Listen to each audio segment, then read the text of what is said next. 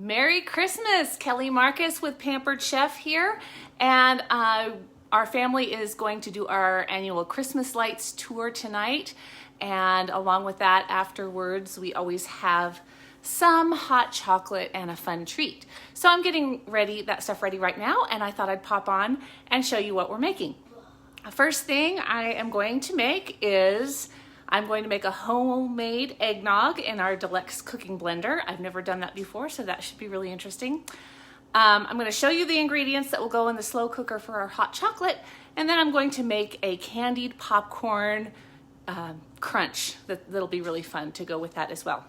So let me show you what we have here. First, we're going to start with the eggnog, and I have 3 cups of milk already in my cooking blender here. And I am going to add 1.5 cups of heavy cream. Haven't even opened this up yet, so let me get that open. All right. So I've got 1.5 cups of cream.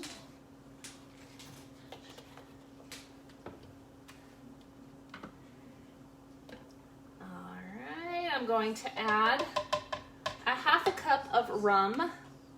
Now, of course, if you don't care for rum, you can leave this out, or if you like your drinks a little stronger, maybe add a little more.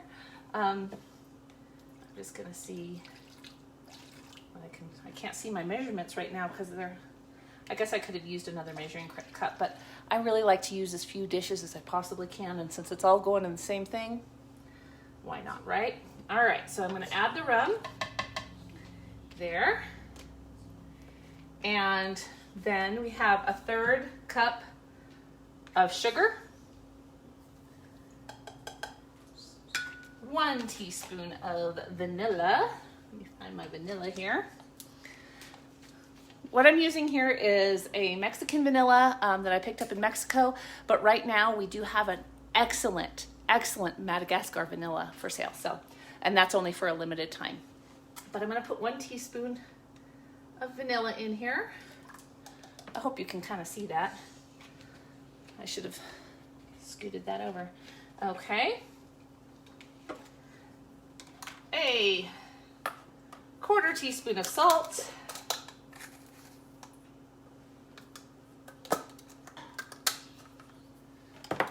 And a 1/4 teaspoon of nutmeg.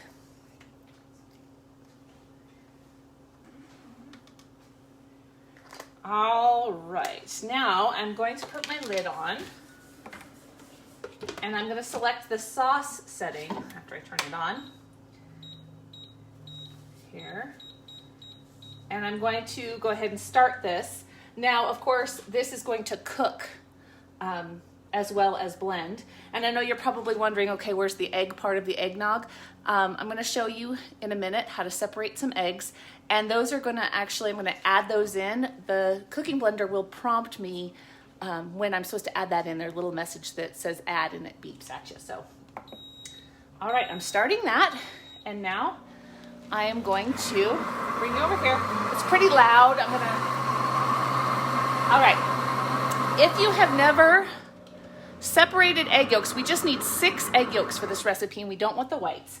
If you do not have an egg separator and you don't want to use your hands, you can actually use the shell of your egg, and hopefully you'll be able to see this, how I'm doing this here. So you're gonna crack it and bust it open like that, but you don't want to drop your egg into your bowl.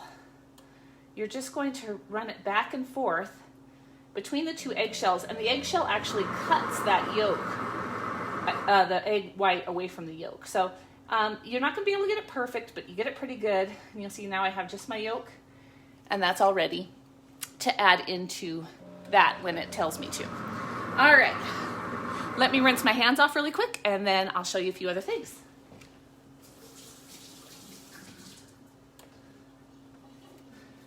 All right.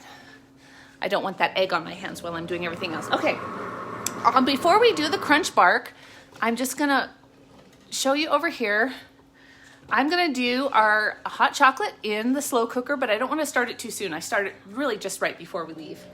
And so I'll put 8 cups of milk in here, 1 can of sweetened condensed milk, about a teaspoon of vanilla, 2 cups of chocolate chips.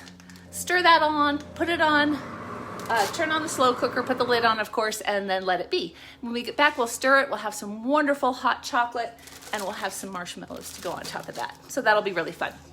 All right.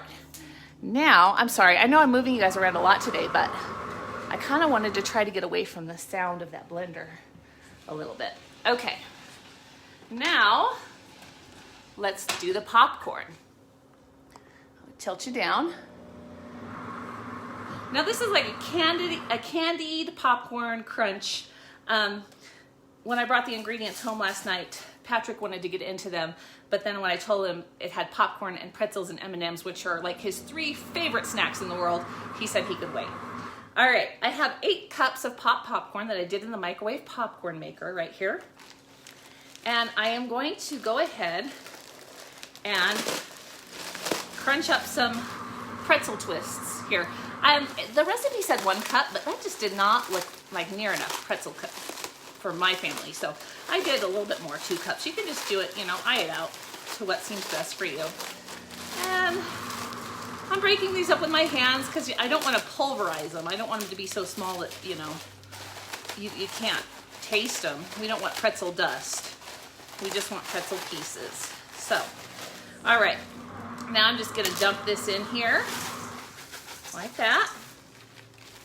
Next, I have 14 ounces of chocolate almond bark. Now I could get white chocolate but I chose dark chocolate. I'm wondering if the white chocolate would have been a little bit prettier, but I just love the the regular chocolate. So that's what I got. I'm gonna go ahead, sorry, let me back up. I put this in the microwave. I started it 1 minute, then I stirred it, put it in for 30 more seconds, stirred it 30 more seconds. I did it in my batter bowl. Our silicone prep bowls would be great for this, but any microwave safe bowl will do. So, like I said, that's 14 ounces, and I'm just dumping that in there, and then I'm going to just mix it all around with my scraper here. Like I said, the white chocolate probably would be prettier, but I didn't think about that really when I was buying it. So, all right. Now we're gonna add a couple more things to make it look all festive and fun. I have some candy canes here. There's about 8 candy canes. I'm gonna use my meat tenderizer to break these up. Now, of course, our meat tenderizer is double-edged. This is for marbled meats like steaks. This side is for chicken. Of course, we're not using it for meat at all, but it also works great for breaking up candies. So that's what we're doing right now. I'm just gonna break these up into smaller pieces. Like I said, we don't want to make peppermint powder. We just want to make them small enough to where you can just pop it in your mouth. All right, I'm gonna dump those in there like that. And then I'm going to, I've got some red and green M&Ms here, and we're gonna dump those in there. And we're gonna stir this all around. Look at how colorful that is. It's like Christmas in a bowl, chocolatey Christmas in a bowl. Patrick's standing here with his mouth open, drooling. He wants to eat it right this minute, but he's gonna have to wait a little bit. Okay, it's not quite done yet though. So what I have is I just have my baking sheet here, and I covered it in wax paper for ease of cleanup and all of that. So I'm just gonna dump this onto my pan, spread it out like that, and then I'm gonna stick it in the refrigerator for at least an hour to cool that chocolate and let everything set, so it's nice and crunchy and not soggy. All right, so my eggnog is still going. I'm not sure, I can't remember exactly how long the sauce setting takes. So when the add prompt comes on, I will add those eggs through the top, there's a little plastic piece that comes off that I can just add the eggs in while it's still running, and I will let the cycle finish. Then I'm going to put it in a pitcher and stick it in my refrigerator to chill, and when we get home from our Christmas lights tonight, we will have eggnog for Daddy and I, and hot chocolate for the kids, as well as some great popcorn crunch. I hope you have some fun plans for tonight. Happy holidays and happy cooking.